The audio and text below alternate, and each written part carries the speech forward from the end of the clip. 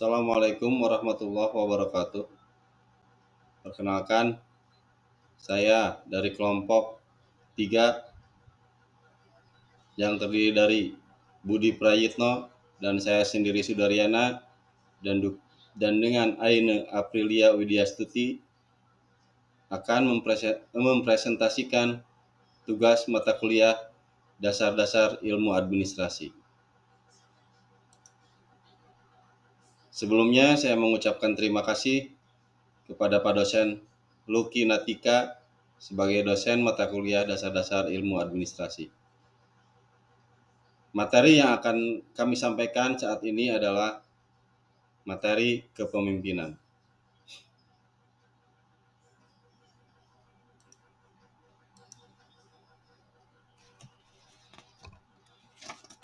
Latar belakang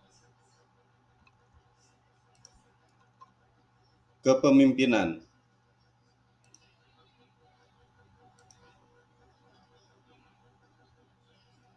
Kepemimpinan dapat didefinisikan sebagai suatu proses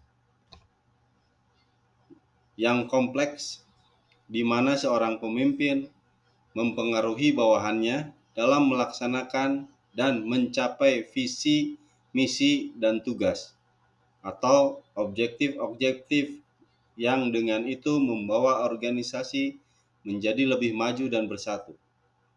Seorang pemimpin itu melakukan proses dengan mengaplikasikan sifat-sifat kepemimpinan dirinya, yaitu kepercayaan, nilai, etika, perwatakan, pengetahuan, dan kemahiran-kemahiran yang dimilikinya. Kepemimpinan merupakan suatu interaksi antara anggota suatu kelompok sehingga pemimpin merupakan agen pembaharu, agen perubahan, orang yang perilakunya akan lebih mempengaruhi orang lain daripada perilaku orang lain yang mempengaruhi mereka. Dan kepemimpinan itu sendiri timbul ketika satu anggota kelompok mengubah motivasi kepentingan anggota lainnya dalam kelompok. Jusmawati, Satriawati, dan Imran 2018.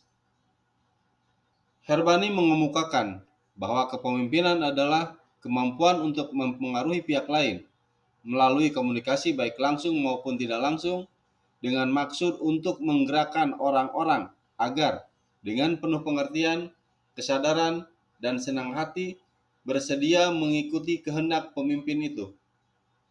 Kepemimpinan diartikan sebagai proses mempengaruhi dan mengarahkan berbagai tugas yang berhubungan dengan aktivitas anggota kelompok. Kepemimpinan juga diartikan sebagai kemampuan mempengaruhi berbagai strategi dan tujuan, kemampuan mempengaruhi komitmen dan ketaatan terhadap tugas untuk mencapai tujuan bersama, dan kemampuan mempengaruhi kelompok agar mengidentifikasi, memelihara, dan mengembangkan budaya organisasi. Teori-teori kepemimpinan. 1. Teori sifat. 2. Teori Gridman. 2. Teori Gridman. 3. Teori Big Bang. 4. Tingkah laku. 5. Teori personal situasional. 1. Teori sifat. Seseorang dapat menjadi pemimpin apabila memiliki sifat-sifat yang dibutuhkan oleh seorang pemimpin. Titik tolak teori, keberhasilan seorang pemimpin ditentukan oleh sifat kepribadian baik secara fisik maupun psikologis. Keefektifan pemimpin ditentukan oleh sifat, perangai, atau ciri kepribadian yang bukan saja bersumber pada bakat, tapi dari pengalaman dan hasil belajar. Tahun 1940-an, kajian tentang kepemimpinan didasarkan pada teori sifat. Teori sifat adalah teori yang mencari sifat kepribadian, sosial, fisik, atau intelektual yang membedakan antara pemimpin dan bukan pemimpin. Berdasarkan teori ini, kepemimpinan itu dibawa sejak lahir atau merupakan bakat bawaan. Misalnya, Ditemukan adanya 6 macam sifat yang membedakan antara pemimpin dan bukan pemimpin, yaitu ambisi dan energi, keinginan untuk memimpin, kejujuran dan integritas, rasa percaya diri, inteligensi, dan pengetahuan yang relevan dengan pekerjaan. Namun demikian, teori sifat ini tidak memberikan bukti dan adanya indikasi kesuksesan seorang pemimpin. 2. Teori Great Man. Kepemimpinan merupakan bakat atau bawaan sejak seseorang lahir. Benis dan Nanus menjelaskan bahwa teori ini berasumsi pemimpin dilahirkan, bukan diciptakan. Kekuasaan berada pada sejumlah orang tertentu yang melalui proses pewarisan memiliki kemampuan memimpin atau karena keberuntungan memiliki bakat untuk menempati posisi sebagai pemimpin. Asal raja menjadi raja atau anak raja pasti memiliki bakat untuk menjadi raja sebagai pemimpin rakyatnya. Selanjutnya, teori Big Bang. Suatu peristiwa besar menciptakan seseorang menjadi pemimpin. Mengintegrasikan antara situasi dan pengikut. Situasi merupakan peristiwa besar seperti revolusi, kekacauan atau kerusuhan, pemberontakan, reformasi. Pengikut adalah orang yang mengokohkan seseorang dan bersedia patuh dan taat. Selanjutnya, teori tingkah laku. Keberhasilan seorang pemimpin sangat tergantung pada perilakunya dalam melaksanakan fungsi-fungsi kepemimpinan.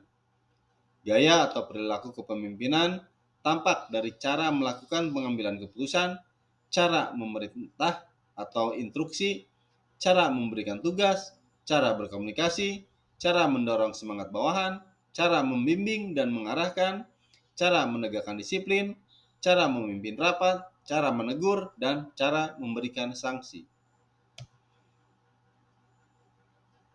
Lanjut, teori personal situasional. Kepemimpinan dihasilkan dari rangkaian 3 faktor, yaitu sifat kepribadian pemimpin, sifat dasar kelompok dan anggotanya, serta peristiwa yang diharapkan pada kelompok. Resistensi atas teori kepemimpinan yang telah diuraikan sebelumnya memberlakukan asas-asas umum untuk semua situasi. Hal ini tidak mungkin setiap organisasi hanya dipimpin dengan gaya kepemimpinan tunggal untuk segala situasi, terutama apabila organisasi tersebut terus berkembang atau jumlah anggotanya semakin besar. Respon atau reaksi yang timbul berfokus pada pendapat bahwa dalam menghadapi situasi yang berbeda diperlukan gaya kepemimpinan yang berbeda-beda pula. Kesimpulan, kepemimpinan diartikan sebagai proses mempengaruhi dan mengarahkan berbagai tugas yang berhubungan dengan aktivitas anggota kelompok. Kepemimpinan juga diartikan sebagai kemampuan mempengaruhi berbagai strategi dan tujuan. Kemampuan mempengaruhi komitmen dan ketaatan terhadap tugas untuk mencapai tujuan bersama. Dan kemampuan mempengaruhi kelompok agar mengidentifikasi, memelihara, dan mengembangkan budaya organisasi. Teori kepemimpinan dapat dikategorikan menjadi 4 bagian, yaitu 1. Teori Great Man dan teori Big Bang. 2. Teori sifat atau karakteristik kepribadian. 3. Teori perilaku behavior theories. Dan 4. Teori kontingensi atau teori situasional. Terima kasih. Sekian presentasi dari kami. Mohon maaf apabila dalam penyampaiannya banyak kekurangan, dan terima kasih atas perhatiannya. Sekian, Assalamualaikum warahmatullahi wabarakatuh.